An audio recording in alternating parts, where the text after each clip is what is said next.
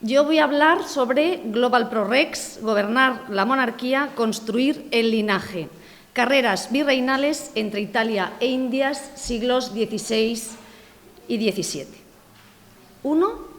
Virreyes de Italia e Indias, visión historiográfica y una propuesta de análisis. El estudio de los virreyes y la fórmula de gobierno virreinal de la monarquía de España cuenta ya con una dilatada historiografía. Desde los estudios sobre el gobierno y la institución de Luis Ribot, Barrios, Herzog y Sabatini, como los que plantean el tema desde un punto de vista comparativo entre los reinos bajo gobierno de un virrey, como se aprecia en las obras de Rivero, Palos y Cardín.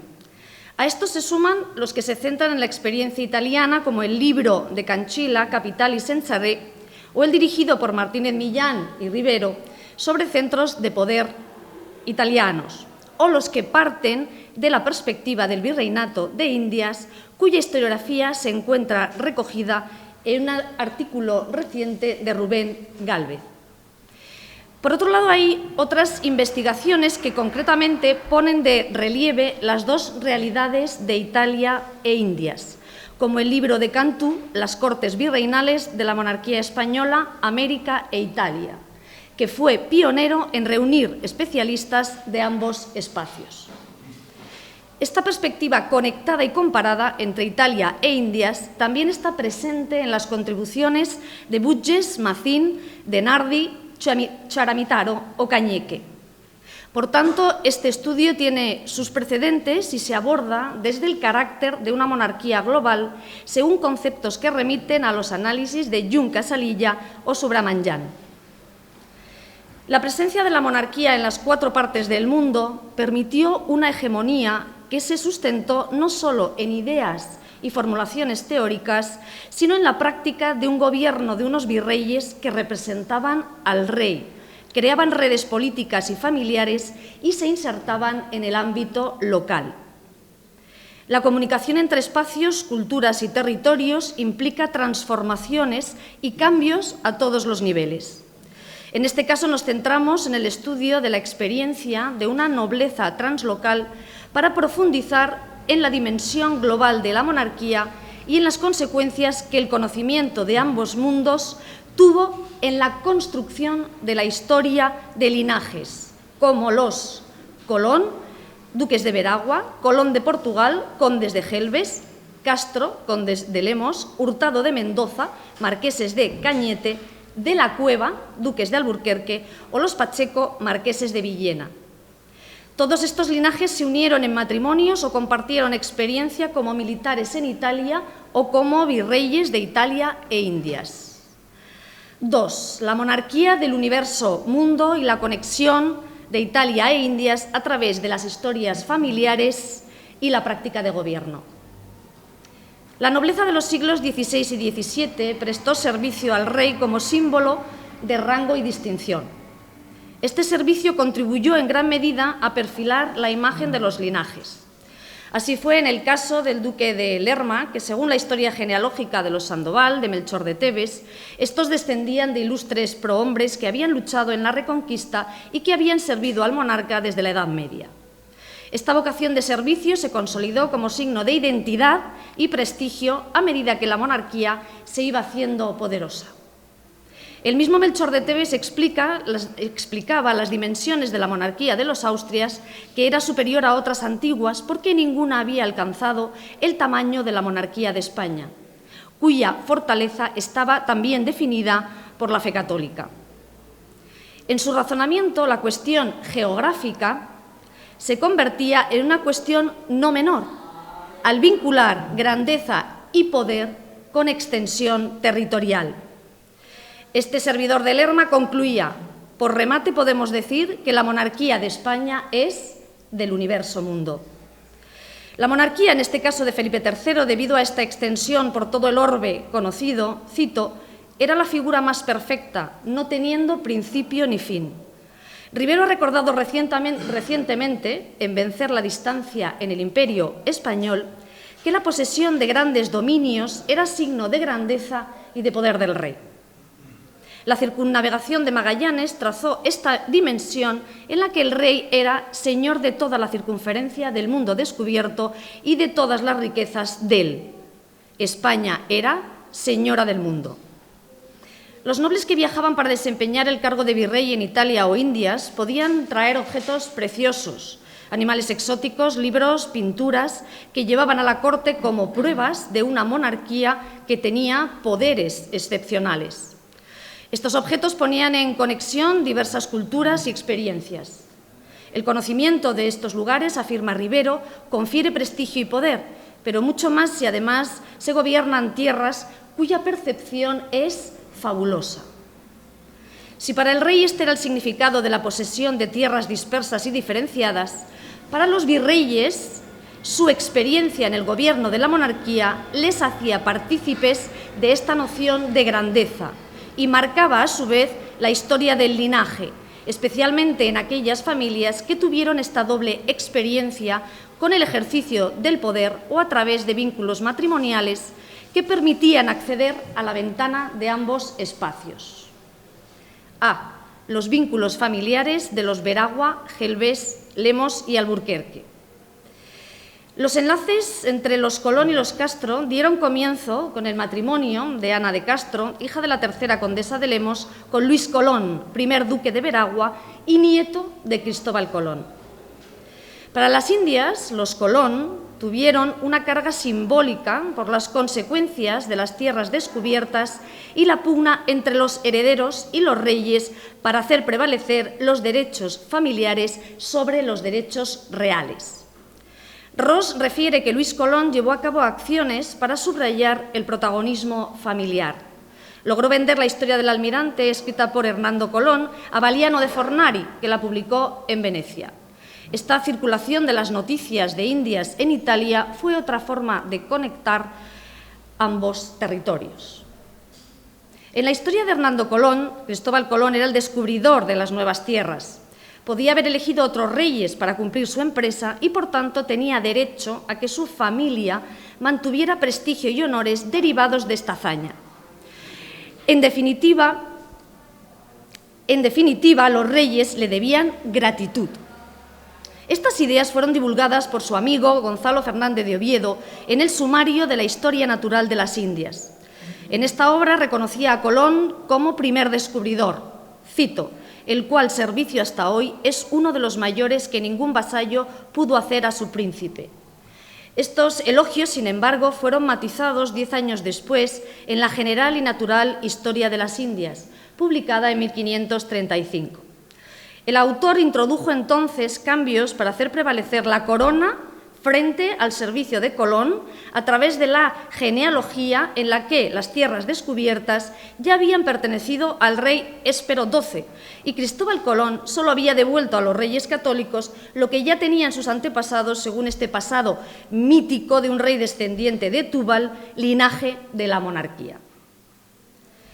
Gonzalo Fernández de Oviedo, con carrera en Italia e Indias, también comparó frecuentemente los territorios que describía del Nuevo Mundo, especialmente Santo Domingo o la costa de Panamá, con Sicilia, Barcelona o Nápoles.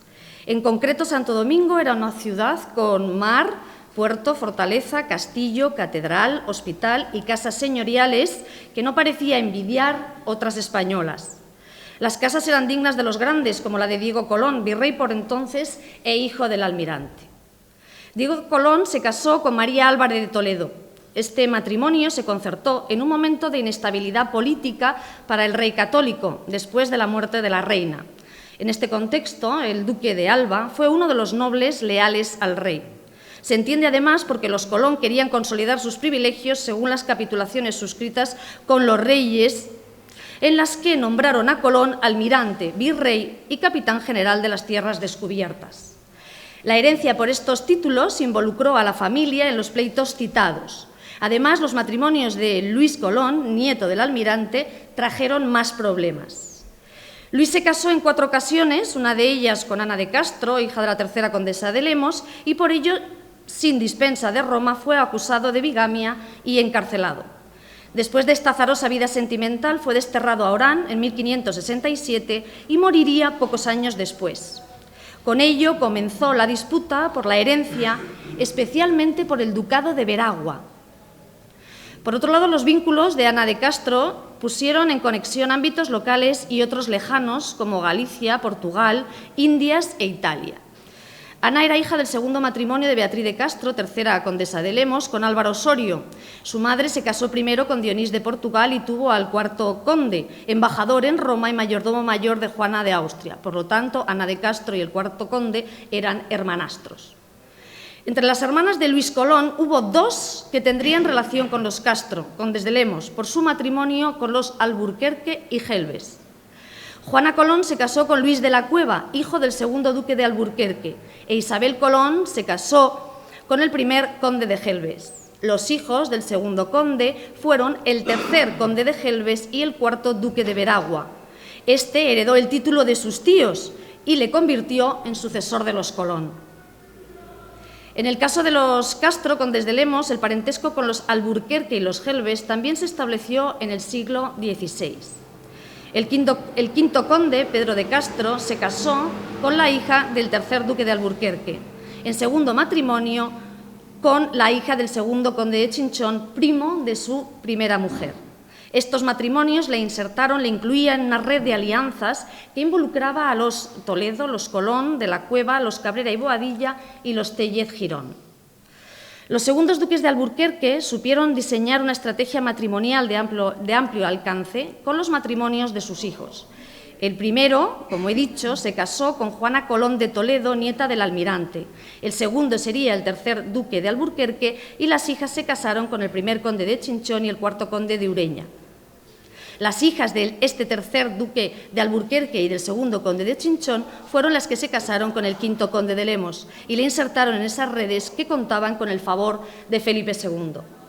Pero en la casa de Lemos hubo otras estrategias. El hijo del quinto conde se casó con la hermana de Lerma y fue, según las directrices de su suegro, virrey de Nápoles de 1599 a 1601. Esta carrera italiana no iba a desmerecer los siguientes pasos de la familia hacia las Indias. El matrimonio de su hermana Teresa de Castro y de la Cueva con García Hurtado de Mendoza, cuarto marqués de Cañete, convirtió a Teresa en la primera virreina de Perú en 1589. Por otro lado, el hijo de los sextos condes de Lemos, Fernando de Castro, hermano pequeño de los séptimos y octavos condes, se casó con la hija del tercer conde de Gelbes. La hija de este matrimonio, Catalina, se casaría con el quinto duque de Veragua. Este fue el inicio de la unión del condado de Gelbes y el ducado de Veragua en una persona. De esta forma se entrelazó el destino de los Castro, Colón, Colón de Portugal y de la Cueva. Con ello se incorporaron a la historia de estos linajes las experiencias italianas e indianas de sus titulares como virreyes, embajadores, cortesanos o militares. Estas dos realidades configuraron su historia, tal y como muestran las genealogías y las obras literarias dedicadas a los titulares de estas casas, como en el caso del cuarto marqués de Cañete. B, el marqués de Cañete y su mujer Teresa de Castro. Este noble, cuñado del sexto conde de Lemos, desempeñó cargos en ambos mundos, como militar en Milán, gobernador en Chile, embajador en Roma y virrey de Perú. Esta doble actividad fue común en las carreras nobiliarias, aunque pocos fueron virreyes en Italia e Indias. Lo frecuente era acumular estos contactos en el seno familiar. Además, esta experiencia no fue unidireccional, ya que si la memoria creaba la vida de la fama en torno al gobierno o actos diplomáticos en los reinos, los virreyes dejaron su impronta como agentes políticos y culturales en los lugares de destino. Este virrey, por ejemplo, marido de Teresa de Castro, fundó ciudades en honor a su madre, Osorno, su apellido, Cañete, su linaje, Mendoza, y su mujer, Castrovirreina. La experiencia militar y diplomática en Italia del cuarto marqués de Cañete se sumó a su complejo cometido en Indias, donde tuvo que luchar contra mapuches y araucanos, poblar nuevos territorios y sacó rendimiento a la hacienda real para contribuir a la política de Felipe II. Aunque su arrogancia y sus enemistades influyeron en un juicio de residencia en el que se le acusó de numerosos delitos, sobre todo económicos. El proceso pudo detenerse por sus buenas relaciones y en la corte se casó con la hija del quinto conde de Lemos. Para restituir su memoria hicieron falta escritos, memoriales y piezas literarias y genealógicas en las que se ensalzaban sus servicios en Italia e Indias. En 1622, Luis de Belmonte y otros literatos dirigían a su hijo, Juan Andrés Hurtado de Mendoza, algunas hazañas de las muchas de don García Hurtado de Mendoza, en las que recreaban el enfrentamiento de su padre con Caupolicán, líder de los araucanos. Cito: que quien es heredero de la nobleza y el estado de su casa, legítimamente hereda el valor de sus ascendientes y solo podrá faltarle materia en que emplearlo en servicio a su rey. Esta obra hacía de contrapeso a la Araucana de Alonso de Ercilla, donde el escritor había dado rienda suelta a sus rencores personales, escamoteando los méritos guerreros del general Mendoza. En la obra de Luis Belmonte se explicaba al heredero la importancia de las acciones de su padre. Gran discípulo de Marte por las militares glorias, pasó a Italia, donde puso tan a riesgo su persona con singulares empresas y escaramuzas forzosas, que aunque es un rayo su espada como la vio vencedora, Marte la juzgó prodigio y el sol valor de Mendoza. El autor seguía narrando en verso el servicio del cuarto marqués en Alemania y Francia, Chile y Perú, y le llama Rayo de Arauco. En otro tipo de documentos, como el discurso sobre virreyes y gobernadores del Perú, se explica quién era García Hurtado de Mendoza, sus servicios en Italia, Flandes, Alemania, su llegada a Indias con su padre con tan solo 21 años, que fundó ciudades y venció 7 batallas campales en Chile. Asimismo, participó en la campaña de Portugal y fue elegido virrey de Perú, sustituyendo al virrey conde del Villar. Con él iba la virreina, que fue la primera virreina en acudir a Perú, descendiente de casas, cito, tan grandes y antiguas, que fue un caso de admiración. Perú era el mayor de todos los reinos, aunque por las palabras del discurso no se conocía bien esta realidad en España. El ceremonial de entrada en Lima revestía el simbolismo que en otros reinos, pero en Perú fue la primera vez que una virreina acompañaba a su marido e hizo su entrada en solitario un día antes. Esta costumbre se instaló entre las ceremonias virreinales con un mayor protagonismo de las virreinas. Su cuñada, la sexta condesa de Lemos, sería virreina en Nápoles años después, en 1599. La virreina fue por las calles de Lima acompañada por su hermano, por el conde del Villar, por la guardia y por su casa, con sus dueñas, con su camarera mayor, con su mayordomo y caballerizo. Esta visualización en la ciudad indiana de las costumbres domésticas y ceremoniales de la monarquía y el protagonismo de la virreina demuestra, por un lado, la importancia de la corte femenina en suelo indiano, que podía crear un microcosmos particular y mimético con otras cortes, y por otro lado la existencia de una cultura política común en la que se podía trasladar a lugares lejanos la idea e imagen de lo que implicaba la representación regia, como elemento de legitimación del poder de la corona en los reinos. También en Perú se celebró la memoria del cuarto marqués con el poema Arauco domado de Pedro de Oña, también dirigido al hijo del marqués. Y Lope de Vega le dirigía el Arauco domado, también llamado así, donde el orgullo del linaje se vincula a la lucha contra los indios araucanos, aunque Lope no se pliega solo a las alabanzas del noble, sino que critica la codicia de algunos españoles y legitima la libertad que pretendían estos indios. A pesar de esta crítica, Lope le concede a García Hurtado de Mendoza el título de Nuevo Alejandro y no deja de admirar su valor. El objetivo del noble era reducir a los rebeldes a la obediencia de Carlos V y Felipe II. Cito: «Mas el cielo verá mi honesto celo, el rey de España, esta imposible hazaña, y todo el mundo aquel valor profundo del que ha dado la sangre y nombre Hurtado a los Mendoza». Todos estos servicios fueron merecedores de la grandeza, como así se pedía en un memorial dirigido a Felipe IV, el sexto marqués de Cañete, consorte. Lope de Vega en muchas ocasiones llama a Felipe rey español y rey indiano. Y también existen otras obras que reflejan la biografía del cuarto marqués, como la de Cristóbal Suárez de Figueroa, Hechos de don García Hurtado de Mendoza, o las alabanzas y la dedicatoria de Juan Martí Rizo desde el ámbito local en su Historia de Cuenca, que dirige al cuarto marqués.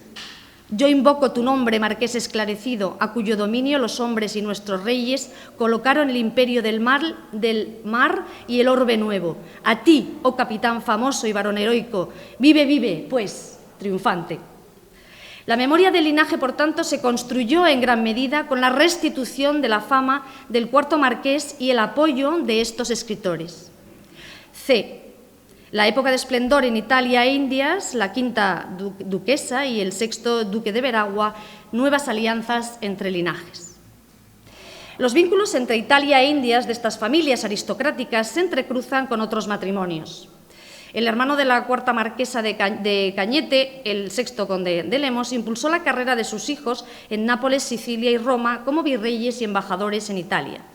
Sus hijos reforzaron alianzas con los Sandoval, los Gattinara, los Braganza y Colón. Su hijo pequeño, Fernando, se casó con Leonor de Portugal, hija de Bernardina Vicentelo de Leca, y el tercer conde de Gelbes.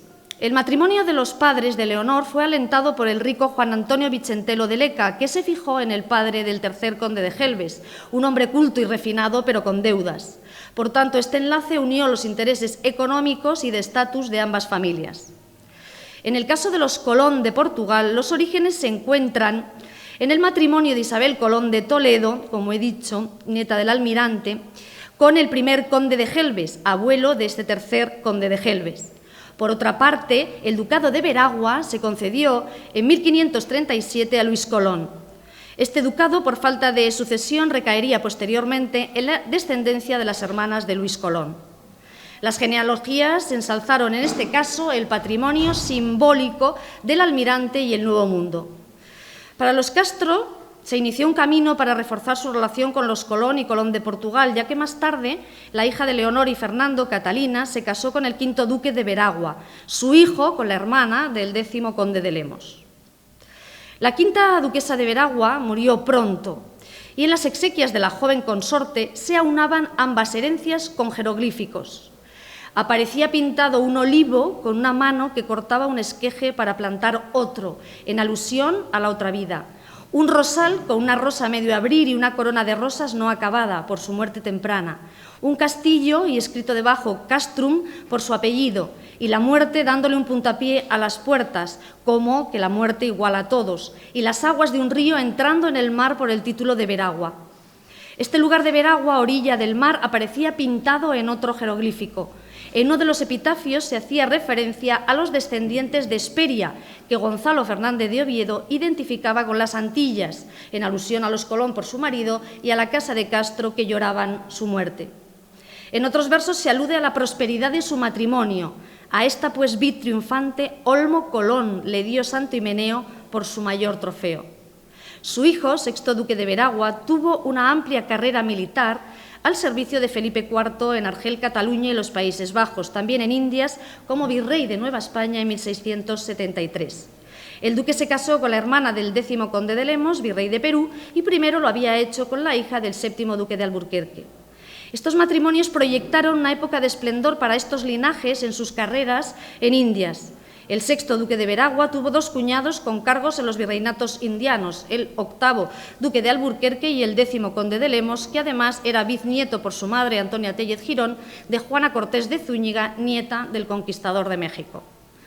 En cuanto a la exaltación del linaje, los Veragua seguirían haciendo referencia a su antepasado. En 1645 salió a la luz la segunda parte de las comedias de Francisco de Rojas Zorrilla, que iban dedicadas al sexto duque de Veragua. Ya en el inicio de la dedicatoria, el escritor dejaba traslucir esta filiación familiar.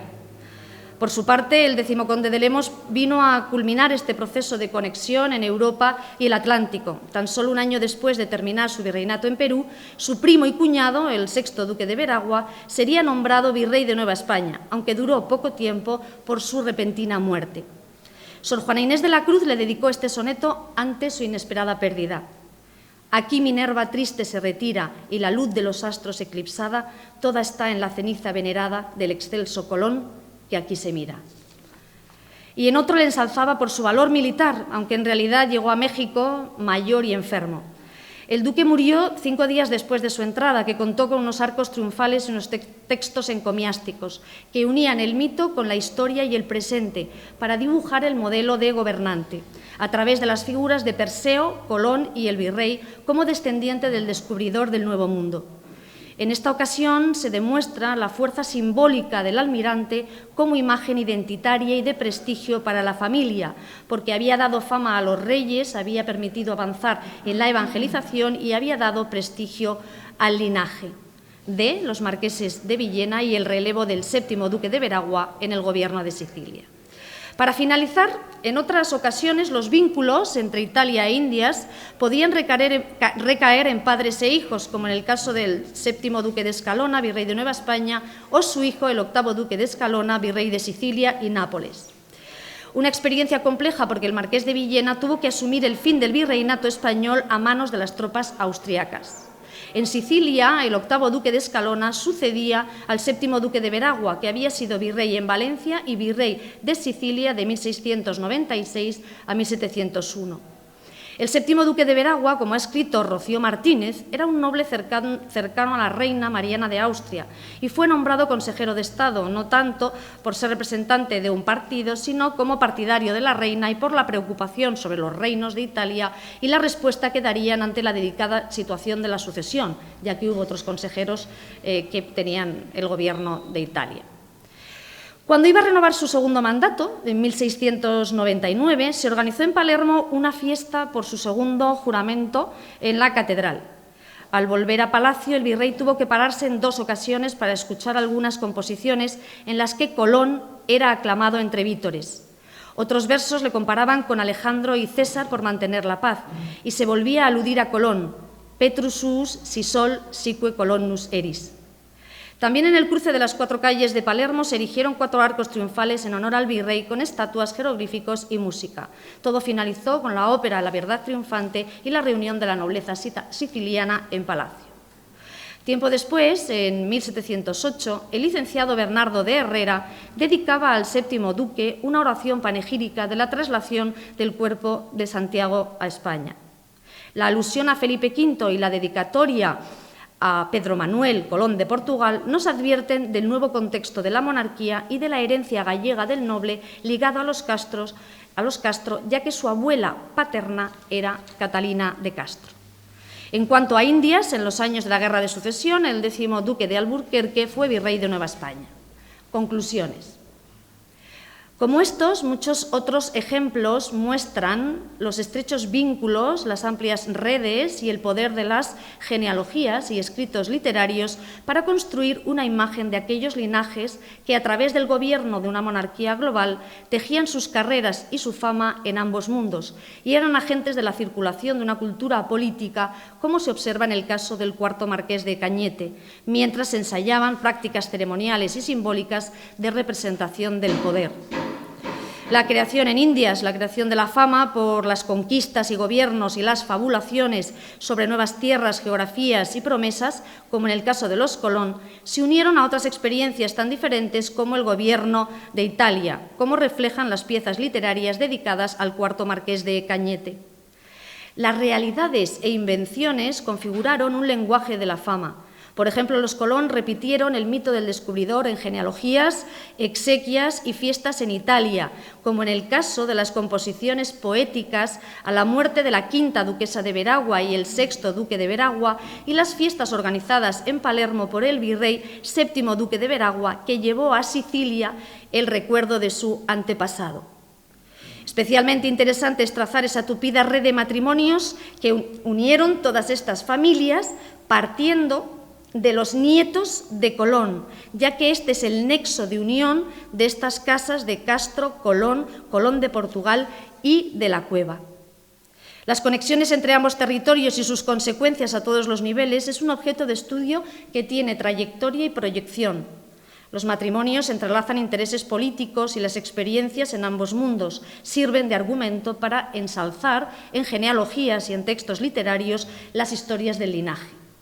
En definitiva, familia, servicio y gobierno se convierten en 3 ejes vertebradores de la experiencia nobiliaria de estos siglos. Con ello, esta república aristocrática sale de los márgenes de lo local, consigue honores, mercedes y prestigio y almacena argumentos para escribir su historia de la fama. Una historia de la fama que es la historia de la fama de una monarquía del universo mundo.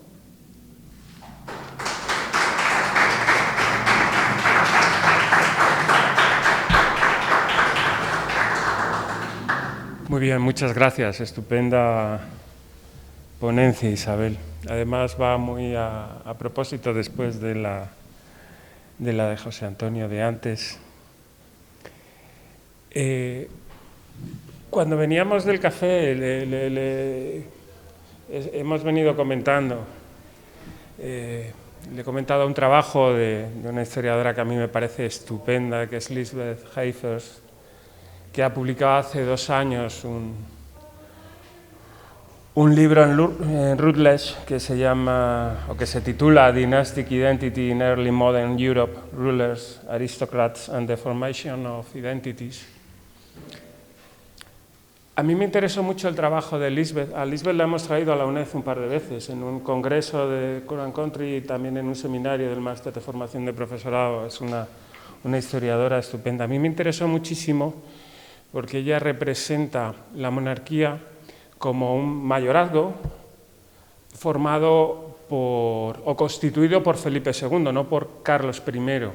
A mí me interesó mucho porque eso explica el salto al vacío que significa el cambio dinástico, porque se extingue la línea del mayorazgo y entonces tiene libertad de testar Carlos II. Pero además explica la monarquía global o la monarquía universal, o como has dicho al final, república aristocrática. Yo creo que ese quizás sea el punto.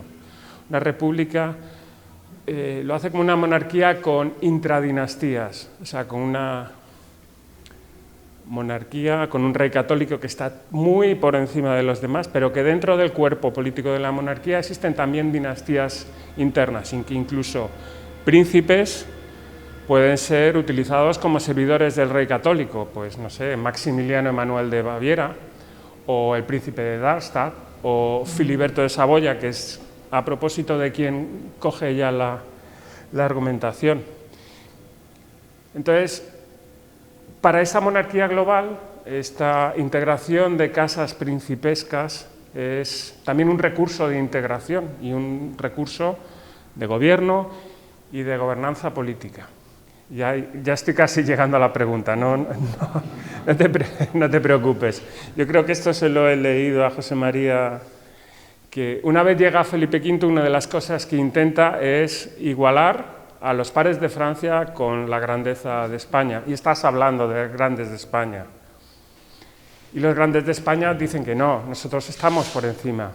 O sea, ese punto, estas familias son, frente a lo que hablaba José Antonio, están un poco por encima de la nobleza, un poco por debajo de esa casa de Austria, que es distinta además de otras monarquías europeas, porque el escalón está por encima. Y también me ha recordado tu exposición, el panorama escultórico del Palacio de Oriente, cuando se ponen las fijaciones de dónde viene esta casa, esta monarquía. No sale Colón, sale el Inca y está Moctezuma. O sea, se hace descender directamente la realeza de eso. Te pedía, pues eso, un poco de comentarios sobre el tema. Perdón, a lo mejor me he alargado demasiado.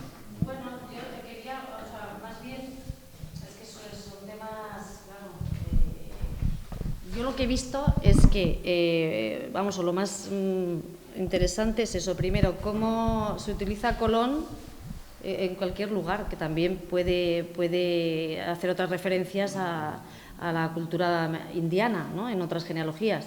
Pero vamos, yo lo que he visto, desde luego en estos ejemplos, que en realidad son, claro, son ejemplos, son Veragua y son los nietos de Luis Colón, o sea, los descendientes de... Entonces, a través de una descendencia directa, tienes la vinculación de estos linajes y esto les permite siempre acudir a esos referentes identitarios, que en este caso es Colón, en otros casos serán otros, supongo que, ¿no?, habrá otros casos. Entonces, lo que sí que veo es eso, es que esa identidad se puede generar con un antepasado común, como puede ser Colón, con la importancia del descubrimiento de Indias, y creo que también en eso Gonzalo Fernández de Oviedo es muy claro. O sea, primero, no, las tierras descubiertas lo ha hecho Colón, y en otro capítulo, no, bueno, pero es que el rey, o sea, los reyes católicos y Carlos V pues descienden del rey Espero de Túbal, y entonces lo hacen descender genealógicamente y por lo tanto legitiman las tierras no por el descubrimiento sino por la propia monarquía. O sea, que es una pugna un poco entre monarquía y esta república aristocrática, que va basando su identidad y su fortaleza y su genealogía y su poder en estos, al final, en mitos, en este caso el mito de Colón. También es verdad que se utiliza de diferente forma. El cuarto marqués de Cañete tiene que rehabilitar su memoria porque ha sufrido un juicio de residencia pues muy fuerte y tiene muchos enemigos. Entonces ya idealiza su paso por Italia, su paso por Indias, y todo eso es el argumento para restituir la fama de su linaje. Y en otras ocasiones, es decir, que esto se puede utilizar de diferentes maneras. O sea, por eso he puesto ejemplos diversos. Lo que está claro es eso, que hay siempre un referente identitario y que estos nobles tienen, o sea, dejan en Indias la huella de Italia y en Italia dejan la huella en Indias. O sea y habría que estudiarlo más. O sea, esto es una primera aproximación y esto es un caso concreto. O sea, cómo en los linajes, cómo hace la historia de los linajes se basa en ese servicio de los nobles. Pero bueno, que eso solo es una aproximación de lo que puedes llegar a hacer para comprender esa vinculación entre Italia e Indias, que es lo que realmente a mí me ha interesado. O sea, que al final lo que yo quiero hacer es descubrir cómo, si los nobles tienen esa experiencia de una monarquía potente, hegemónica, si ellos, al tener esa experiencia, ellos son parte de ella, y luego eso además puede generar, ¿no?, una historia del linaje particular utilizado con diferentes fines. Lo que pasa es que yo creo que aquí pues habría que hacer una labor sistemática, También Alejandro Cañeque tiene un artículo sobre parientes primos, y es verdad que hay muchos vínculos, pero por eso esta propuesta es de una familia y de un tronco y de un vínculo y unos nobles elegidos por algo. Primero porque tienen relación en Italia e Indias, y luego porque entre ellos están todos vinculados. Entonces, ¿esto es una dinámica común o podemos encontrar otros ejemplos donde haya tantos vínculos familiares que son virreyes en Italia y también en Indias? Y luego, ¿qué huella dejan de América en Italia y de Italia en América? A través de la literatura o a través del ceremonial o a través del ejercicio del virrey, del gobierno, ¿no? Mi comentario va más por la tecnología. Has hablado que la grandeza y poder está en función de la extensión territorial, bueno, pero también está en función de la extensión territorial. Lo que se deduce de las crónicas es que la monarquía, tanto en el 16 como en el 17, que el poder de la monarquía se debe por su geografía, por la extensión territorial. Pero es tan inmensa, es tan grande, que da un espacio para que la representación vicaria del rey, ejercida por estas familias de grandes, suponga también un ejercicio de gobierno cuasi principesco, y permite hablar de esas soberanías dentro, o esas dinastías dentro de una dinastía global. O sea, en cierta forma también hablar... Por eso no he querido definir global progress. Yo creo que lo voy a definir a posteriori y después de más estudios. Pero la idea es esa. Dime, ¿qué tal? Bueno, también sumo mi enhorabuena que me ha encantado y disfrutado tanto que casi se me olvida pensar en una pregunta, pero sí, estamos viendo también algún caso de esa vinculación precisamente de virreyes de Indias y Italia, que creo que es muy importante. Tengo dos preguntas al final. Una era sobre precisamente esa representación pública de la monarquía, ¿no? no solamente de la persona del rey. Y quiero preguntar por otras fiestas públicas y el papel de los virreyes. Concretamente, la Epifanía, Corpus Inmaculada. O sea, porque creo que allí hay la posibilidad de unos argumentos muy interesantes en todo ese juego de lo que es la representación, ¿no? Primera cosa. Segunda, claro, me encantaría que te pronunciaras, ya que te has centrado en Colón, sobre el estudio de la genética de Cristóbal Colón. Creo que alguien tiene que decir algo, ¿no? De verdad, porque no podemos ignorar que esto esté pasando y que es lo que va por historia y que no hay ningún historiador presente. Entonces, bueno, pues nada, que hablar de los Colón. Y cuando publiques esto, pues me encantaría que fueras un poco demoledor en ese sentido, porque creo que, bueno, procede. Nada más que agradecerte la conferencia. Bueno, en las ceremonias está claro, o sea, hay mucho escrito, es que yo creo que además es el momento de abordar este tema porque hay mucho escrito, o sea, hay mucho escrito más en América, fijaos, que en Italia incluso, o sea, que aunque hemos hecho mucha labor durante muchos años, pero yo creo que ahora es el momento bueno, pues, y aunque están los libros que os he citado, o sea, que es decir, que no vamos sobre algo nuevo, pero evidentemente se puede hacer esa comparación y desde luego las ceremonias es algo fundamental. Por eso, o sea, que yo aquí simplemente me he centrado en el linaje, o sea, en lo que significa para la historia del linaje esta experiencia. Pero, por supuesto, es un campo amplísimo donde, claro, desde la propia dinámica virreinal, que es distinta, ¿no? Desde el punto de vista jurídico, eso tendrá una traslación en unas ceremonias y en una imagen de la monarquía diferente al margen de las historias nobiliarias, por supuesto, y de los linajes. O sea, que eso son unas cuestiones a abordar que creo que van a ser fundamentales y que ya hay algunos estudios sobre esa comparativa, ¿eh? O sea, que no partimos de algo... Y sobre la genética de Colón, pues seguro que sabes más que yo. O sea que... Bueno, hay un documental ahora que llevan unos años intentando extraer, sí, hay mucho, ¿no? Y con los descendientes. Y hay un documental ahora que dice que, bueno, no sé si Luis lo conoce mejor, porque... tiene, bueno, la idea es que era, bueno, al final era, ¿cómo es? Catalán. Es que han dicho catalán, valenciano, genovés... Pero que eso no nos lo dice la genética y tampoco la historia. Entonces, solamente eso, que es un enlace un poco con el discurso público en redes y supuestamente lo que apoya la ciencia, que la ciencia realmente es lo que estás haciendo tú para mirar el linaje de los Colón y cómo se forja. Entonces, lo que no solamente es un mal uso de la genética, sino que no hay ninguna consulta de historiadores. Hombre, pues deberían, sí, sería... Pero yo me lo he encontrado porque estaba puesto en la televisión de mi salón, no porque... Sí, pero como yo me temo que muchísima gente que está pasando por historia, ¿no?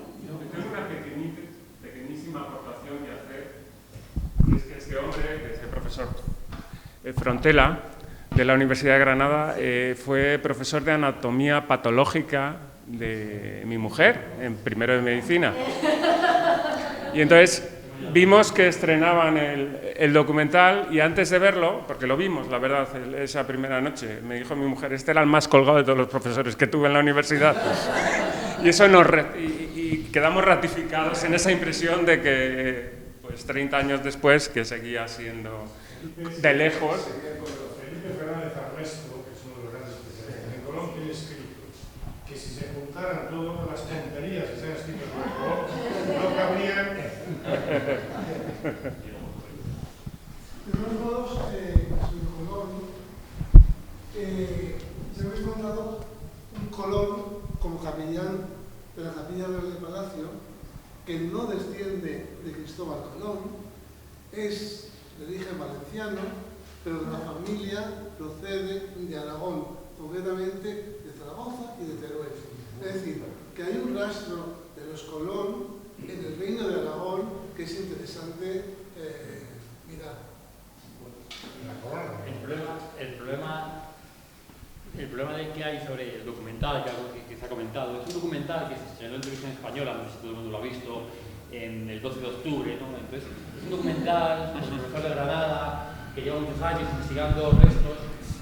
Yo conozco un poco sobre todo la teoría de el Colón alcarreño, el Colón miembro del linaje Mendoza, ¿no?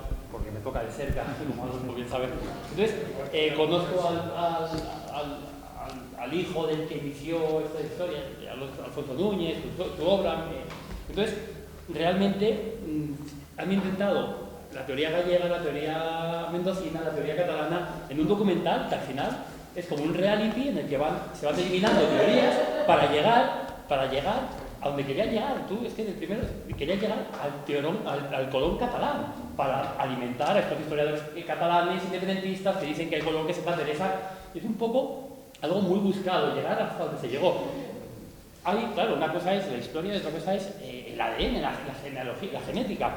Realmente, la teoría que yo más conozco, que es la teoría de este Colón alcarreño mendocino, hay un problema. Se pueden abrir muchas tumbas en muchos lugares, pero su supuesta madre, Aldonza de Mendoza, sus restos no se saben dónde están. Entonces, con lo cual, buscar primos lejanos no tiene ningún sentido.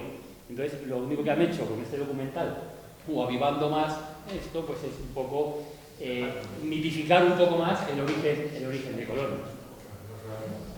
Sí, pero obedece un elemento de descontextualización que tiene, a partir de la exposición de Isabel, creo yo también que se puede tener en cuenta.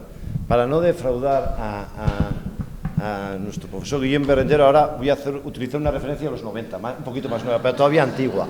Entonces, me refiero al hecho de que yo, por ejemplo, no tengo un gran conocimiento de estas cuestiones, pero yo recuerdo haber leído en la década de los 90 una monografía que se titulaba Genealogías Increíbles, que era de Roberto Bizocchi, un italiano que explicaba que precisamente la clave del asunto estaba en la funcionalidad que tenía, no el hecho material de la genealogía, sino la construcción de esas genealogías era lo que regulaba un orden cultural.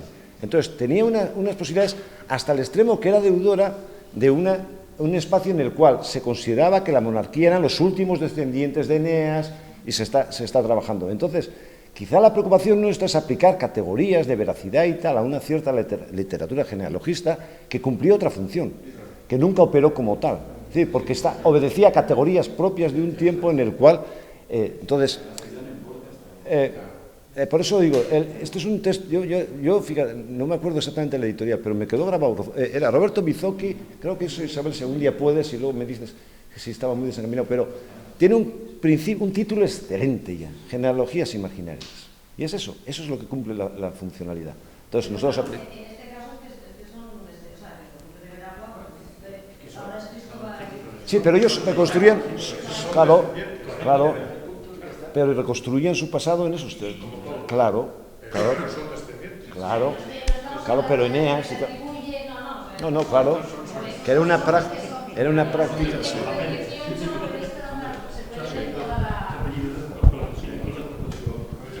Hay pleitos de los colonos desde el principio, y con la pesca hay un pleito de 609... Todavía, sí. Están todos los registrados y son cinco los que ofician. Sí. Sí. Una pregunta quería hacer yo en otro campo. Entendiendo, como has dicho, que esto es un proyecto que se está empezando. Una cosa que no, si vais a tener en cuenta, me parece interesante. ¿Es verdad esta idea que hemos tenido siempre de que era preferible un virreinato italiano a un virreinato americano, en la idea de que algunos rechazaban el virreinato americano? Porque claro, el planteamiento que estáis haciendo es totalmente distinto y muy interesante. Entonces, ¿cómo encajaría esto? ¿O nos lo cargamos ya definitivamente o cómo?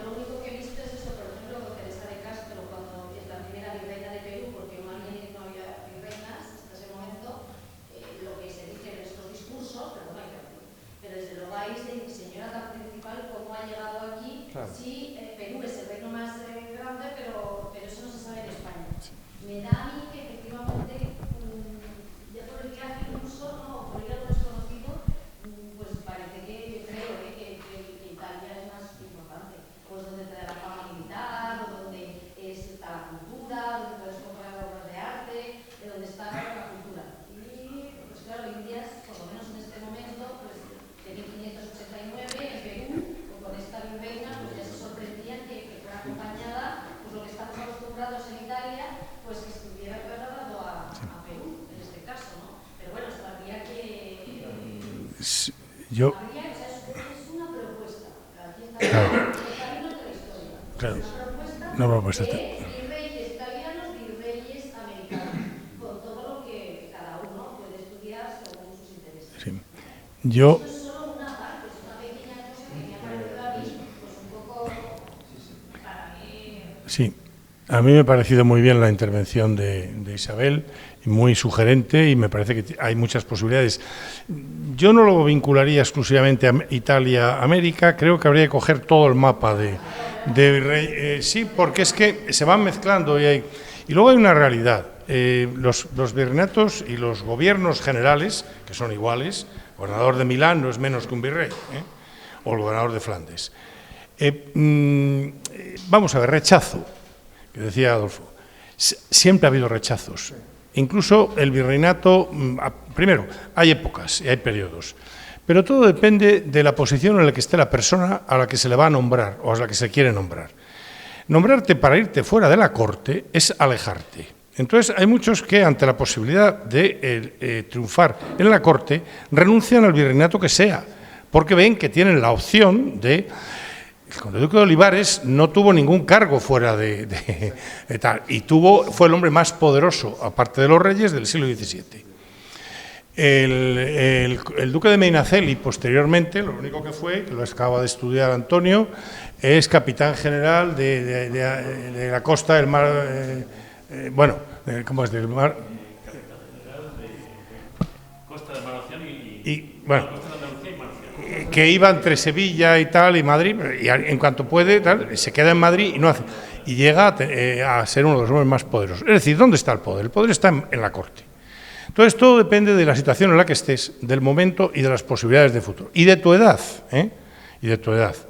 Es decir, a una cierta edad, aceptar el virreinato de Navarra es un castigo. No hay ni un solo virrey de Navarra de una cierta edad que tenga futuro, que tenga futuro. El sexto duque de Gama llegó, entró y murió. Vale, no, pero no solo eso, es que al que le mandan ahí cuando tiene una cierta edad, es un señor de tercera. ¿Dónde van las carreras? Empiezan en los virreinatos o en los gobiernos menos importantes, los peninsulares, Cerdeña, tal. El salto fuera de Cataluña es importante, sobre todo después de la revuelta, porque se convirtió en un territorio, yo hablo sobre todo de la época que mejor conozco, pero se ha convertido en un territorio candente, hay que tener cuidado a quién envías. A Nápoles, casi nadie renuncia al virreinato de Nápoles, pero hay casos de renuncia al virreinato de Nápoles. ¿Por qué? Pues porque la persona a la que le van a nombrar quiere estar en la corte porque espera algo más. Luego probablemente se frustre esta esperanza. Entonces, renuncias hay de todo tipo y a todo. América, al menos en la época que yo conozco, es un destierro.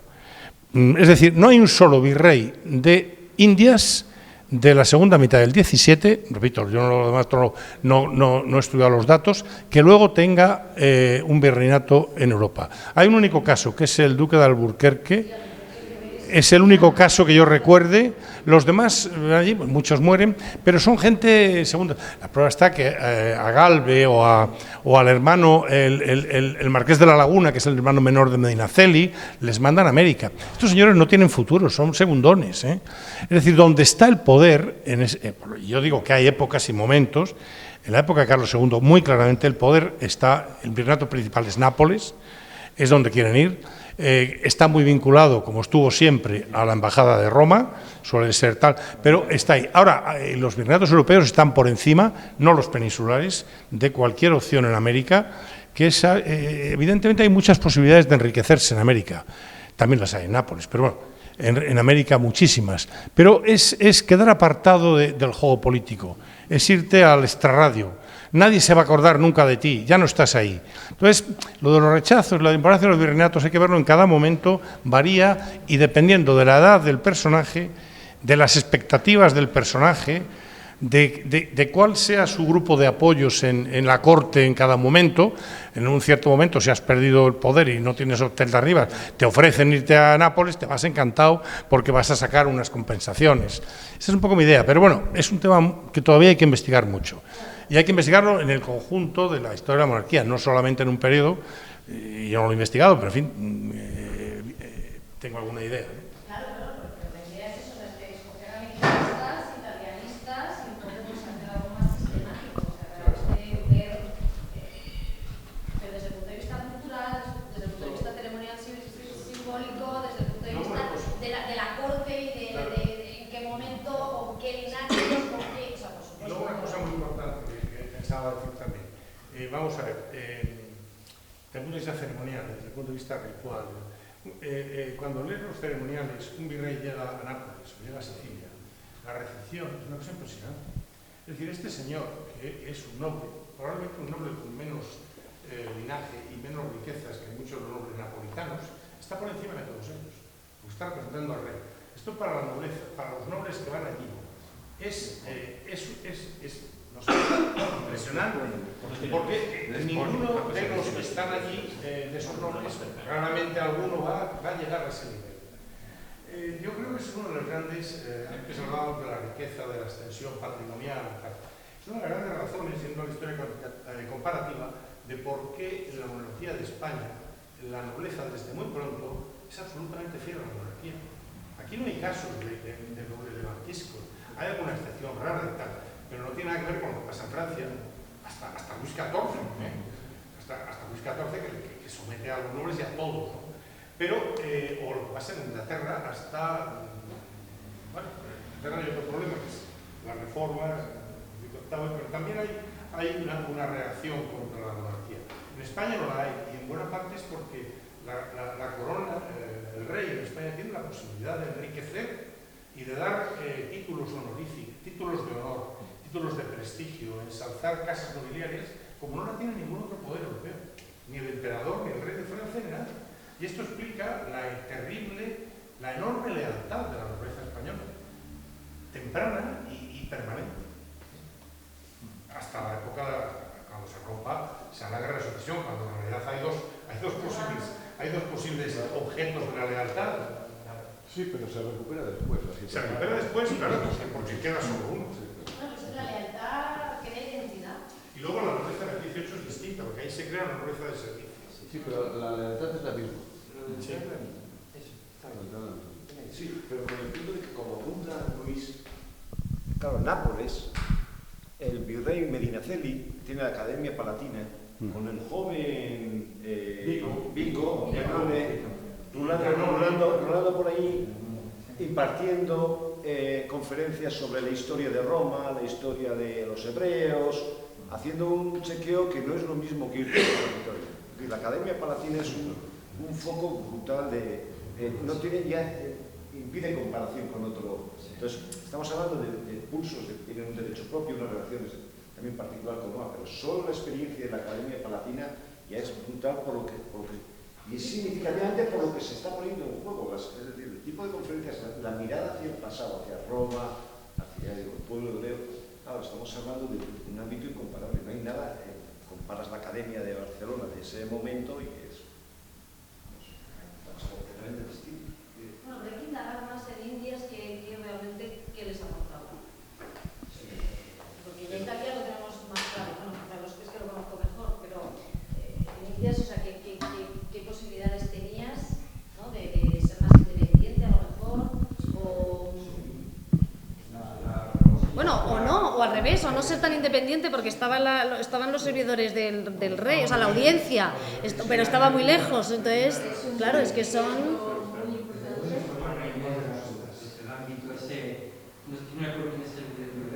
¿Quién? Mancera. Macera. Ah, pues pone Macera. Juana tiene muy buena relación con la mujer sí. del virrey. Tiene un ambiente cultural muy intenso y bastante liberal. En la celda de Sor Juana es francamente un sitio divertido. Y termina viendo una cosa que es la historia de España de Peralta Barnuevo, en el 18. Desde un ámbito regional se entiende que es el momento de buscar una alternativa a la historia de España de Juan de María. Y eso se fabrica en el Perú.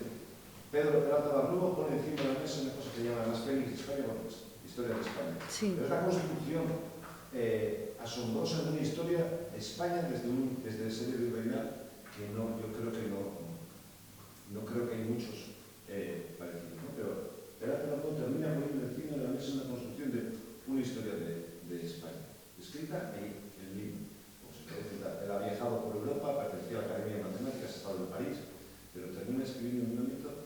Después de los preparativos de la historia de España de Peralta Barnuevo, si mal no recuerdo, están en los textos de Eloa y recapitulación sobre los virreinatos que han ido pasando por Perú desde finales del 17. Va recapitulando sobre virreinatos, construyendo un libro de historias, y luego considera que puede ser una historia de España en los tiempos. Son virreinatos que cada uno tiene sus funciones. Hombre, también aquí me parece interesante eso, que no solo puedes hacer carreras individuales, sino es que realmente puedes hacer, o sea, que es difícil luego, o sea, puedes hacer como grupos de nobles, no sé cómo deciros, o sea, que no es solo los Toledo, o sea, no, es que, bueno, puedes, según el enfoque, puedes tener, ¿sabes?, una visión diferente. Que no es una carrera, o sea, no es una carrera de un solo señor aislado y una suma de las carreras, sino que yo creo que se puede hacer algo más en conjunto, ¿no?, según la mirada con la que abordes un tema. Y esto a mí me ha llevado a eso, o sea, decir, no, es que no es una familia, es que una familia me lleva a 5. O sea, es que me ha llevado a 5, o sea, es que esto ha sido, o sea, esto pues me ha llevado, o sea, la verdad, os diré, me ha llevado, he tirado del hilo y por aquí, por allí, por acá, y me han llevado ellos a donde he llegado. Bueno, sí, empecé por ahí y ¡fu! Me aparecieron todos. Sí, pero bueno, que a lo mejor empiezas por otra cosa y las conexiones son otras, y ponen en relación Indias e Italia. Pero vamos, o sea, lo que ha dicho Luis, por supuesto, o sea, que tienes que también poner a cada familia o a cada virrey en un contexto cortesano, político, por supuesto. Eso ya, o sea, que partimos de una realidad que está estudiada, como son los virreinatos, o sea, pero ahora, pues sistemáticamente ver, o sea, sacar unas conclusiones un poco más concretas, pues yo creo que tiene su interés.